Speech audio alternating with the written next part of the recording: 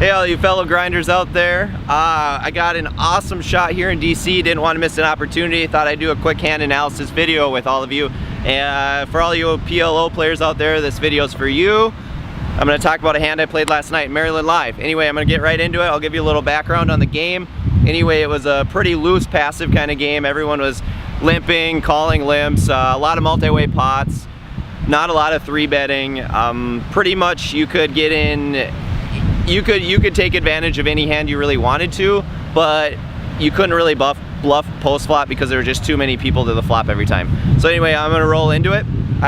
There was about 6 or 7 limpers into me, and I was in the big blind with king, king, 4, 5 double suited, and I elected to pot for multiple reasons. I believe I'm gonna get maximum value every time I hit a set of kings.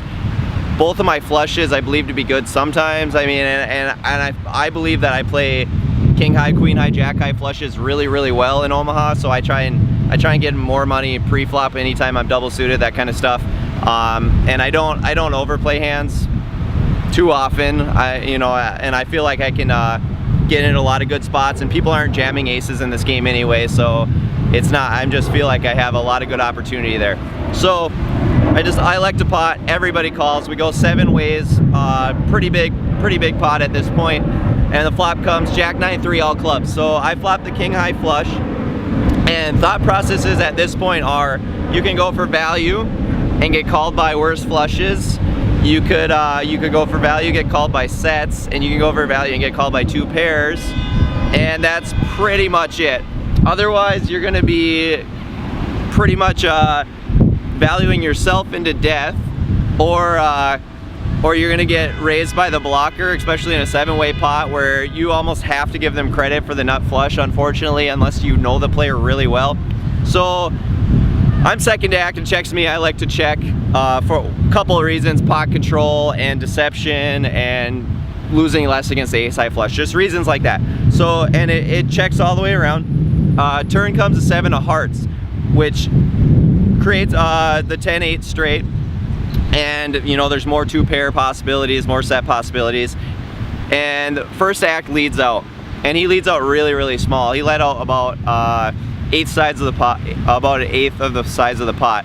So I like to just call at that point for deception again, hoping that people with straights aren't going to fold, because straights are drawing dead, and board pairs I can get away from easy anyway, and I don't want to bloat the pot in case the guy actually does have the ace high flush. And it actually folds around, which was unfortunate. I was hoping people who were drawing dead would get it in there. In the river came another complete brick. It was like the 4 of spades. So at this point I'm looking against a player who all night he has been pretty loose passive and pretty much a calling station as well. He had been running really hot, however, and built a massive stack. He was up probably about 14 buy-ins at the table. And he leads out once again for about 1/10 of the size of the pot, not even. And at this point, another concept that I'm going to come into is a raise fold. So anytime you're playing smaller stake games against mediocre to bad type players, you want to get in good raise fold situations where you raise for value, but you're folding to re-raises. And this was definitely one of those spots. I was deceptive enough in my hand to be raising and get called by worse. And against a better player, I might not be making this move unless I'm planning to pretty much call an all-in bluff shove, which is really difficult on the river. So anyway, he leads into me really small, and I elect to raise about half the size of the pot for value, thinking I'm gonna get called by all worse flushes, maybe even straights or sets by the way the hand played. And he elected to raise me back min. So at this point I'm getting immense pot odds on calling. However, given his player type, that he was loose passive and he was pretty much telling everybody every time he had a hand, and the river got 3-bet. At this point I know my hand's no good, even though the bet sizing before that was extremely small. It's actually a really easy fold to make. If it was a really good player that was capable of just taking the blocker and 3-betting the river, then there would be a different dynamic and I probably wouldn't even river raised. However, against a player like this, you want to take into consideration of getting max value every time you do have a real hand. There are other ways to play the hand. However, I think that I played it properly.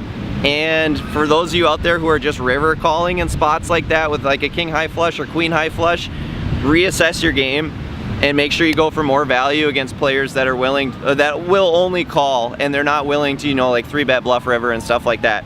Anyway, I hope you guys learned a little bit of something from this video. I did lose the hand, which sucks, but it's a good hand analysis video for all of you out there that play PLO. Glad to bring you another video here in beautiful DC. Comment, like, subscribe below. We'll see y'all next time. Fire department, or that. Watch out.